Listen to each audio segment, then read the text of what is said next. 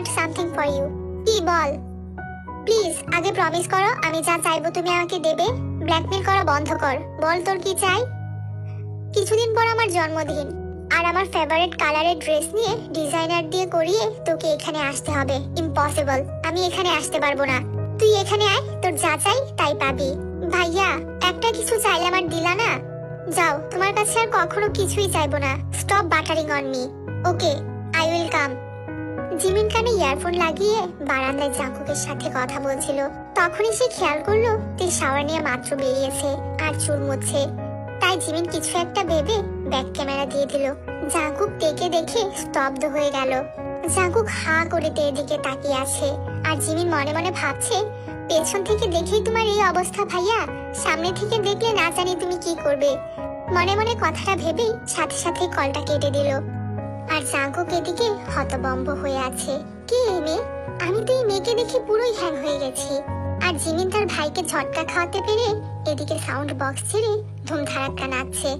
তে এসব দেখে তাকে শাওয়ার নিতে পাঠালো। তারপর ফোন হাতে নিয়ে ফেসবুক ওপেন করে জাঙ্কুকের প্রোফাইলে ঢুকলো।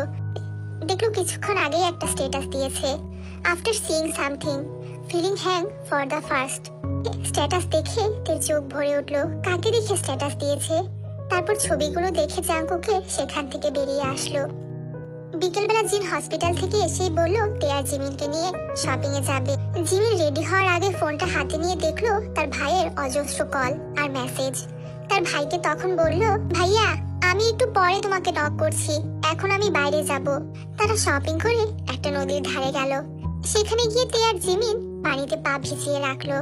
পা ভিজিয়ে রাখা অবস্থাতেই জিমিন একটা ছবি ক্লিক করে সেটা তার কভার পিক দিয়ে দিল। জাঙ্কুক তখন অনলাইনে ছিল। ছবিটা দেখে সাথে সাথে জিমিনকে মেসেজ করলো, এই তোর সাথে এটা কে? ভাইয়া আমি তো বাহিরে খেতে এসেছি, পরে নক দিব। জাঙ্কুকের দিকে ভাবছে, যে মেয়েটার ব্যাক সাইড দেখে আমি সারাদিন হাসপাস করছি, এখন এই ভেজা পা দেখে তো মনে হচ্ছে আমার একে লাগবেই। ব্যাস, আমার একে লাগবে মানে লাগবেই, যে করেই হোক। কিন্তু এই মেয়ে কে? না, আর ভাবতে পারছি না, আমাকে দ্রুত বাংলাদেশে যেতে হবে। বাড়িতে এসে জিমিন তার ইনস্টাগ্রামে তার আর তের সহ কিছু পিক দিল, কিন্তু তের ছবিতে স্টিকার লাগিয়ে দিল। জাঙ্কুক সেই ছবিগুলো দেখে বলছে, এত মায়া ভর্তি কারো চোখ হয়? আর জিমিন এদিকে তার ভাইয়ের মেসেজ আর কল দেখে পৈশাচিক হাসি হাসছে। মাত্র তো আজকেই দেখলে ভাইয়া, তাও এরকম করছো? আর ভাবি, সে তো 3টা বছর তোমার দহনে পড়েছে।